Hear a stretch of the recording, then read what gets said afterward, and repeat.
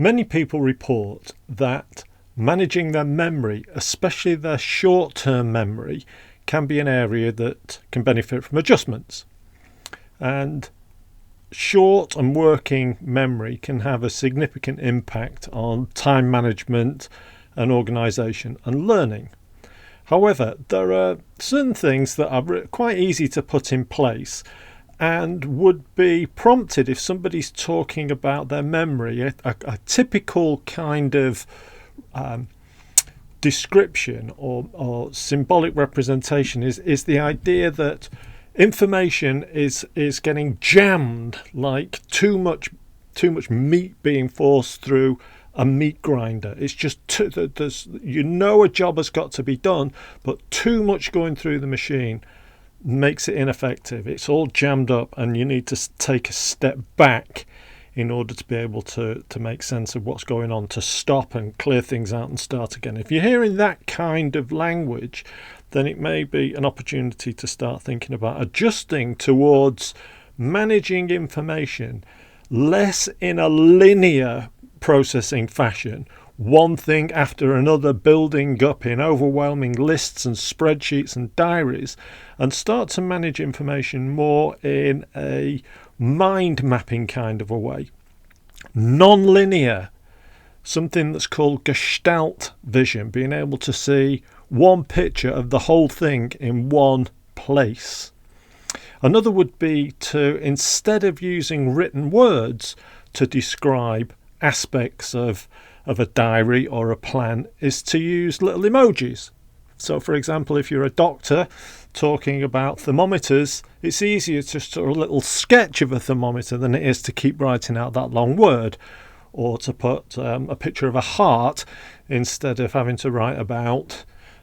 blood pressures and so on and so on and so forth in long-winded medical terminology. The other thing about mind maps is that you're able generally to be able to move components around in a mind map and prioritize more easily than trying to operate the same way through a linear list. So this is one of the ways in which you can make the meat grinder process seem more manageable, and view the map from further away, so you're seeing the whole thing in one place but from a distance that suits you. Another option is to look at memory as if it's part of a narrative. So to step back from your day and to talk about, for example, if you're planning a day, just imagine the story of your day working through and where you would be at particular times and what you might be doing and how you'd be doing it, as if you were running through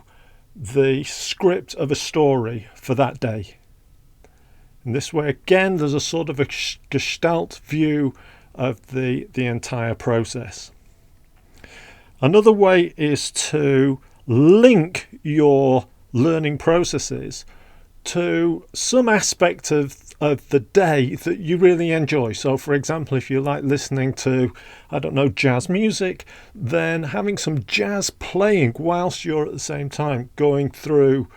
tasks that require short-term memory, this can also aid the process. Going back to the idea of stories, some people report that, for example, if they like the stories of Doctor Who, for example, if they could imagine the events and the information that they're being asked to memorise as if it was part of an episode of a popular TV series that they enjoy, then it's easier to get the sort of brain chemistry in the right place to have the events come together and to flow as a story which is more memorable than just looking at a bald list or a bald calendar of events with nothing being salient or sufficiently interesting.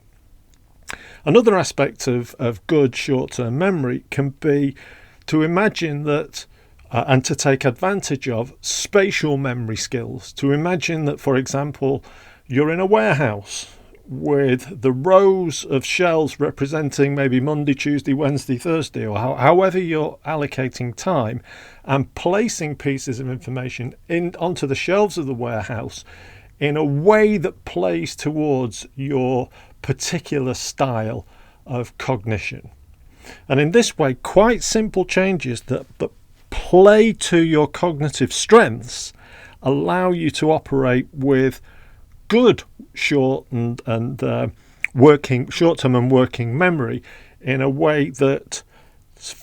doesn't jam up the works and leaves you feeling in control in a way that you've perhaps not been taught or encouraged to use in the past.